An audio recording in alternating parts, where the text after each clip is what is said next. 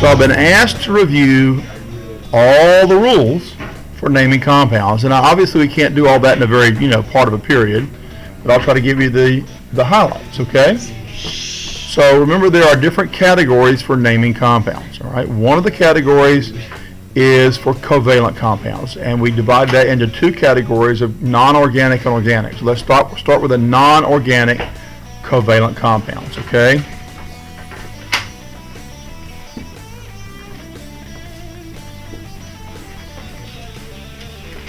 All right, those are the ones that you name if you have a formula. Those are the ones you name with prefixes, okay? Di, tri, tetra, penta, hexa, hepta, octa, nona, and deca. It's that simple, okay? If I have N2O5, that's dinitrogen pentoxide. Real simple. That makes sense? That was N2O5. Yeah. Dinitrogen pentoxide. So that's real simple, all right? But it's different from organic. So let's be careful about the difference between non-organic and organic. Covalent compounds are made of nonmetals 99% of the time. Covalent compounds are made of nonmetals. Well, where are the nonmetals? There is a stair step right here on the periodic table, okay? And all of the elements that are on the right-hand side up here, upwards and to the right, those are all nonmetals, okay? The metals are all from that stair step down this way, okay? So if it's made of these nonmetals, it can be either non-organic covalent or it could be organic covalent. Now, it could also be covalent network, which is another category, like diamonds and like sand or glass is silicon dioxide or silicon tetroxide, depending on how you're arranging it. But those covalent network compounds are still covalent, okay? So everything made of nonmetals almost always is covalent. There are some exceptions, but rare. All right, now, and so for non-organic covalent, if it's not a covalent network making a big crystal, if it's not organic, that is to say with it having a backbone of carbon atoms, then it's use their prefixes, di, tri, and tetra, and so forth. There's only one compound that you need to know about where the prefix mono is used for non-organic covalent, and that's carbon monoxide, okay? That's the only one. All right, in every other case, we don't use mono, all right? Now, let's then talk about ionic, and ionic gets a bit more complex. There are categories of ionic. You can recognize an ionic compound. Now, I didn't go backwards with this and tell you how to write formulas from the names. That should be self-evident, I hope. If the prefixes tell you how many of each atom there are, it shouldn't be hard to figure out how to write the formula from the name, should it? But like the endings. Oh, the ending is always IDE for these non-organic covalent compounds that we deal with, okay? We don't deal with really complex non-organic covalent compounds, and so we'll just always use an IDE ending for those, okay? Now, ionic compounds also sometimes have IDE endings if the anion is monoatomic. So an ionic compound has two parts. It has a cation, which is positive, and an anion, which is negative. Okay? If it's a binary ionic compound, then the cation is a metal, and the anion is a nonmetal. Okay? If it's a binary ionic compound, the cation is a metal, and the anion is a nonmetal. So you name the metal, and sometimes you have to use Roman numerals. Then you name the nonmetal with an IDE ending if it's binary ionic. Okay? Binary means two elements, but it doesn't necessarily mean just two atoms. Okay? So the cation is the metal? The cation is going to be the metal in an a binary ionic compound. So the front part is the metal part if it's binary ionic. The back part's the nonmetal. The nonmetal is going to have an IDE ending. Sometimes the front part has to have a Roman numeral. Okay? How do you know when it's going to have a Roman numeral? You have to use a Roman numeral to name the front part when the metal has more than one potential oxidation number. Okay? When the metal has more than one potential oxidation number. So I want to find a copy of the periodic table that has multiple oxidation numbers so we can talk about patterns for those metals that have more than one oxidation number, because you can't use this periodic table on the test. Okay? Notice that columns 1, 2, and 3, hydrogen is not really considered a metal, so we're going to exclude that one. Columns 1, 2, and 3, all those only have one kind of oxidation number. So you don't need to name these with a Roman numeral at all in columns 1, 2, and 3. Okay? In columns, that's 1, 2, and 3, 1A, 2A, and 3B. 2B over here, this is what is it? What's the guy who wrote 2B or not to be? Shakespeare. That's a Shakespeare element right there. 2B. Okay. All right. The first two elements have only one oxidation number. Y'all thought that was funny? Good. All right. But the bottom ones always kind of trip you up, okay? Because the ones at the top kind of follow a pattern. The ones at the bottom start to get big enough, and they have this F sublevel down here that kind of trip things up. But in 2B, the top two elements only have one oxidation number. Okay?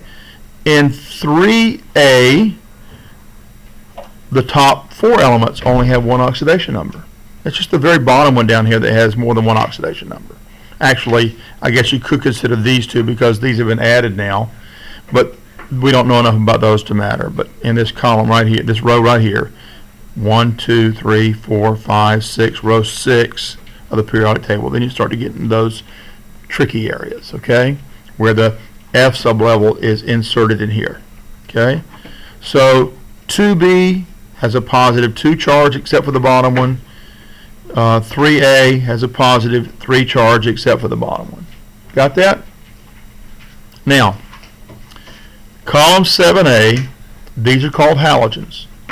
And if we have a binary ionic compound, or if we have a monoatomic anion, that is to say, it's a negatively charged particle, single atom, then they're going to have a single charge, okay? And so does 6A and 5A, but those don't have Roman numerals because those are the nonmetals. It's only the metals we have to worry about. So columns 1, 2, and 3 don't use a Roman numeral. 3B and 3A don't use a Roman numeral. And almost everything else you can almost always guess it's going to have a Roman numeral, okay? There are some exceptions. Nickel's an exception. Silver's an exception. But that doesn't leave you a whole lot of exceptions to have to worry about. You got that? Okay. So all these others, after this first row of this section in here is called the transition metals. After the first row of the transition metals and the last row of the transition metals, almost all of these have more than one oxidation number. So almost all of these are going to have a Roman numeral to name them, okay? And then if you get onto the stair steps over here, okay, where the monsters live, under the stair steps live, okay? Okay, then you've got more than one oxidation number a lot of the time too, okay? Got that? Trolls live over here. These are the trolls. Under the stair steps, under the stairs. All right? Any questions about that? About Roman numerals? Okay. Okay, now, so, ionic compounds, back to binary ionic. Binary ionic compounds are named for the metal and the non-metal with an IDE ending. Metals have Roman numerals if there's more than one oxidation number. Got that? Now, what if there's a polyatomic ion in the formula? They are named what they are named. That's it. You memorize a set of polyatomic ions, you just name them what they are on that list. Sulfates are sulfates, nitrates are nitrates. Why didn't they just name them systematically like they did? There is a systematic system. Alright. It is systematic. But it may not be evident at this point in Why time. is it not just a uniform way to name all compounds? Good question. There's some tradition that goes way back, and I wasn't around that far back, so I can't answer that question, you know. Besides, I don't belong to IUPAC, and they're the ones that make the decision. Can you join Me personally, Yeah. I doubt it.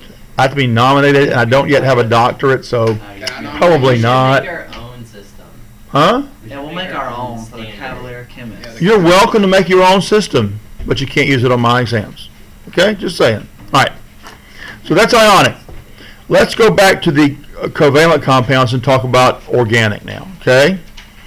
Organic compounds have a backbone of carbon. All right? Most organic compounds, the vast majority of them, have at least 2 carbon atoms that are bonded together. Somewhere in that structure, you're going to find 2 carbon atoms or more bonded together. Okay? There are some very small organic compounds like methane or methanol. We call them organic compounds even though they only have 1 carbon. All right? So when we're naming organic compounds, we start out with the naming system for the carbon backbone. Okay? That series of carbon atoms bonded together. And for that, we need a prefix system, or actually root system, meth, eth, prop, bute. That's 1, 2, 3, 4. So meth means 1 carbon, eth means 2 carbons, prop means 3 carbons, bute means 4 carbons. And then it sounds a lot like the non-organic covalent. Pent instead of penta, hex instead of hexa, hept instead of hepta, and so forth. Oct, non, and dec. Okay? What was 2? 2 is eth. And 3 was Prop is 3, and bute is 4. And after that, They're the same except for that suffix a on the end. gotcha. And the reason for that is that suffix a on the end for the non-organic covalent is taken up by the suffix system we use to indicate when we have double and triple bonds. Single, double, and triple bonds. Okay, so this is organic covalent. All right. So you're going to name the carbon chain, and then you're going to use the rules we have for naming side groups or substituent groups or functional groups. Okay, and did I give y'all flashcards for those, Which one? or did I just show you the list? Probably. Okay, well, if you look on your references, and this looks like something that somebody lost and I picked up because it's got some writing on it, but those are the functional groups here. Oh, yeah. Okay. You gotta stop. A and E, if it's a carbon chain, A and E means it's all single bonds. E and E means that there's a double bond in there somewhere. Y and E means there's a triple bond in there somewhere. And sometimes you have both. Okay, you have some organic compounds where you have both an ene and ine, or E and E and Y and E suffix, although you know probably by now that if that suffix isn't the very end of the word, you drop the E. So you just have to go back and review those rules. So A is single bonds. What was double bonds? Ene, E and E, and ine, Y and E, is indicating there's a triple bond, at least one. Okay. And then you get all the, Sorry. Single Okay. bonds is A, right? yeah, like an alkane, alkene, alkyne, okay? Ane, ene, ine, it's right here on this list, all right? And then you got to name the substituent groups or functional groups, okay? And so you've got the benzene rings called the phenyl prefix. We use it for longer compounds. You got the halogens or halo groups, alcohol groups, ketone groups, aldehyde groups, and there are suffix names that go along with those. So alcohol has an OL ending to the name. So ethanol means there are 2 carbons, eth. There's a single bond between the 2 carbons, ethane, and all means there's an alcohol group on the end, an OH group on the end.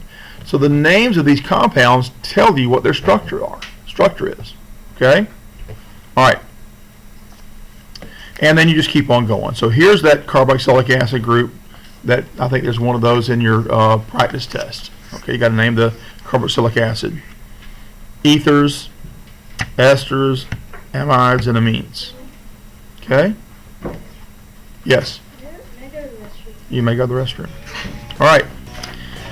Now, metals are just names for the element that make it up, okay? If iron is iron metal, we're just going to call it iron. All right? If iron is part of a compound, then you have to name it with a Roman numeral because iron, the ion, can be more than one type of ion. It can be iron 2 or iron 3. Okay, so you just need to know the metal is just name the metal. And an oxidation, let's say for instance we have iron that's just a plain metal iron. It has no oxidation number. It has a 0 oxidation number. It only has an oxidation number when it combines with something else. So rust, common rust that we're mostly familiar with, the orange or brown looking stuff that you see, that's Fe2O3, which is iron 3. So the subscript 2 isn't in the name. It's the charge on the iron that gives us iron 3 oxide. Okay? All right. So if we have a formula, you just kind of go back the other way. I'm just kind of giving you the brief overview kind of part of things. Okay? All right, then. And we also have some covalent network compounds. And those almost always have special names. So you don't really have to worry about that too much. Okay? Diamonds are a covalent network compound. All right, so they're just diamonds are pure carbon, asterisk, because there's always some imperfections in a diamond. And the name diamond refers to a particular structure of those pure carbons. Graphite is also pure carbon, but the name graphite has to do with the two-dimensional structure of that pure carbon. Okay, so diamonds have a three-dimensional structure. Graphite has a two-dimensional structure. You've got nanotubes, which is another form of pure carbon, and you've got buckyballs, which are another form of pure carbon. So there's different forms of pure carbon. Those are all called allotropes. Okay, so those are our 5 categories. All right. Out of all those, organic is probably the most complex. Ionic is probably second, and non-organic covalent, the ones that we name anyway, seems to be, I think, would be the simplest ones. Any other questions about how to name things? I gave you the overview because we didn't have a lot of time.